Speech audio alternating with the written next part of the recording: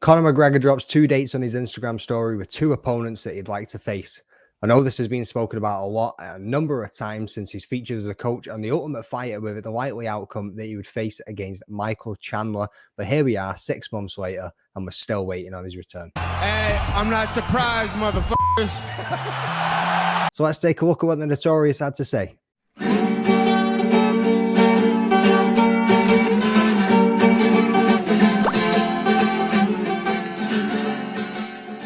On this day, 8 years ago at UFC 196, Nate Diaz shocked the world by defeating Conor McGregor via a rear naked choke in the second round with only 48 seconds left on the clock.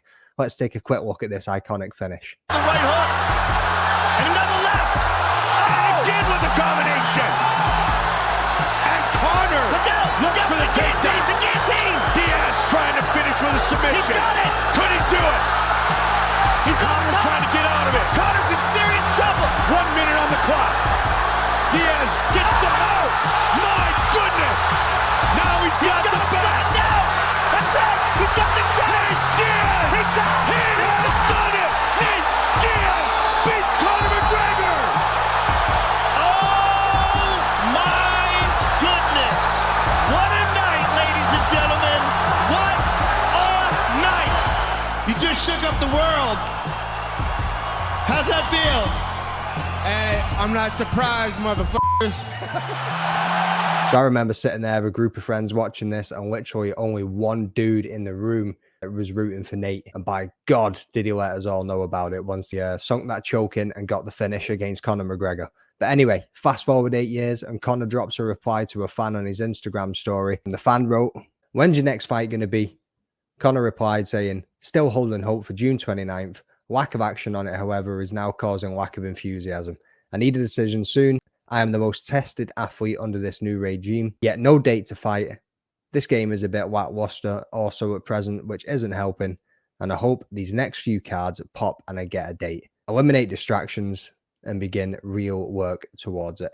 As we know, there were issues with USADA and Conor being out of the testing pool, and it didn't look like he was going to get back into it in time to fight towards the end of 2023. But USADA is now no more. The UFC have set up their own testing regime, and as mentioned, Conor is the most tested athlete on the roster.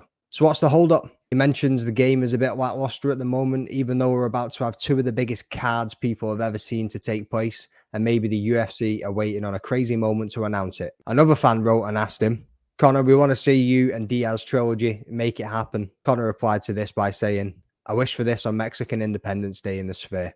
Chandler June, Diaz September. I have let this to be known." So it's been rumored that the return will be on UFC 303 against Chandler on June 29th. And as Conor has said, he wants the Diaz trilogy on Mexican Independence Day, which is Saturday, the 16th of September. 16 weeks away from the proposed June date. So there's definitely time for that one to be announced and for the camps to be completed. The only thing that sticks out in these dates is that they're only 12 weeks apart. And the issues I see with this are: 1, if Michael Chandler cracks him, will he be likely to return for a Nate trilogy 12 weeks later? 2, what reason would Nate have to return to the UFC for a trilogy fight? He doesn't need the money, and does the fight really entertain him that much? 3, even if he did return, would it really have that trilogy feel, given how long it's been since they've last fought, and considering that in Diaz's last few performances, he's kind of just goofed around and not really taken things seriously at all?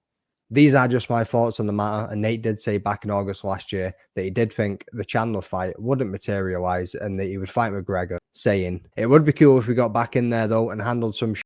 That would be tight. Not a lot of people are doing much in there, so it's cool. It would be bigger shit, better shit, different shit." From August last year, Nate clearly is interested in the matchup and he would go in there with a trilogy, but again, would he turn up on the night and actually give the fans the fight that they're expecting, given the way that the first 2 fights went?